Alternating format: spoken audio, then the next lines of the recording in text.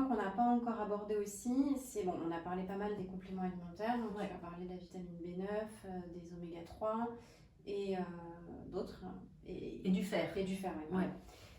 Maintenant aussi, déjà en tant qu'être humain classique, on peut avoir des déficits importants en magnésium, mais en tant qu'hypersensible, on a un déficit qui a été prouvé, là c'est encore plus important parce que tout est plus intense et on utilise plus vite notre énergie et notre quota de magnésium, il se déstocke plus rapidement. Donc qu'est-ce que tu peux nous dire sur le magnésium aussi, sur la vitamine B, surtout quand on a une hypersensibilité, quand tout est plus intense, donc comment on peut pallier à ça et optimiser ça? Eh ben, ce qui pourrait expliquer que les personnes hypersensibles aient un taux de magnésium plus bas que d'autres, c'est qu'en fait, quand il y a beaucoup de stress, le cerveau va consommer davantage de magnésium et le magnésium va fuir dans les urines. Donc, c'est vrai que ça, dans les périodes de stress, se complémenter en magnésium, c'est un bon réflexe. Il n'y a pas de risque de surdosage, donc on peut vraiment prendre du magnésium de façon régulière.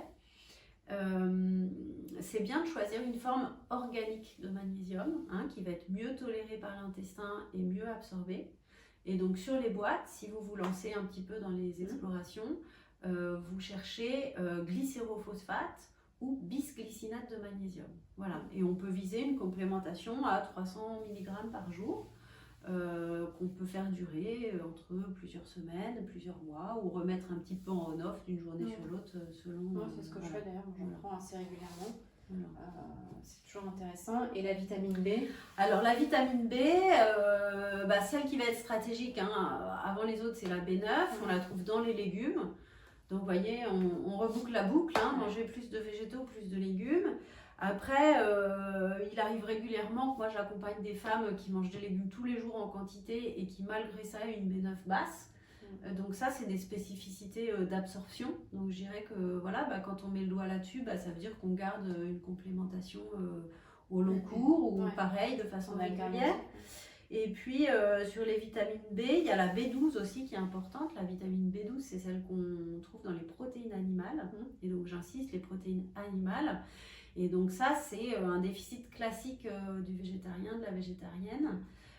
Et ça nécessite d'être exploré aussi en biologie. Et donc là-dessus, il y a aussi une plus-value de la micronutrition avec un dosage de la B12 active qui va être un meilleur reflet de la B12 dans l'assiette que la B12 sérique, qui est celle qui est remboursée sur ordonnance, prescrite par les médecins. Donc on peut avoir une B12 sérique qui est correcte, mais qui va fluctuer en fonction des apports de la veille ou des jours précédents, et une B12 active qui reste faible.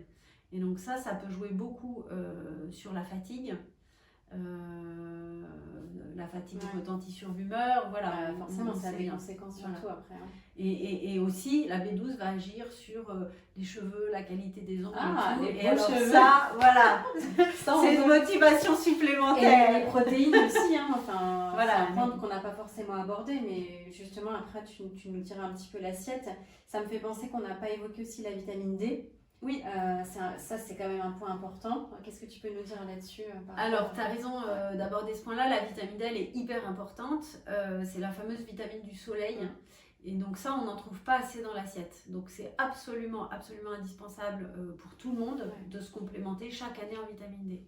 Donc demandez des ordonnances à vos gynécos, à vos médecins généralistes pour des ampoules de vitamine D qui sont remboursées par la Sécu. Il faut en prendre, elles ne sont pas toutes dosées pareil, mais il faut prendre 4 ou 5 ampoules par an, vous voyez, il faut au moins ça, et souvent ça ne suffit pas.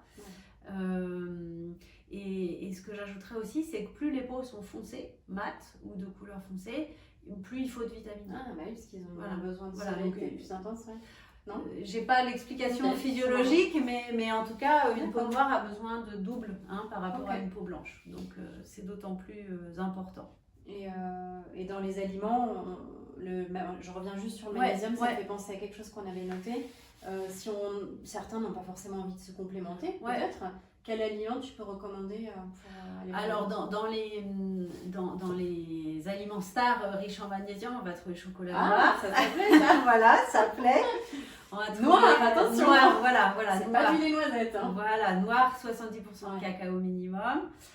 On va trouver aussi la banane, on va trouver les produits complets, donc le pain intégral qu'on trouve en magasin bio.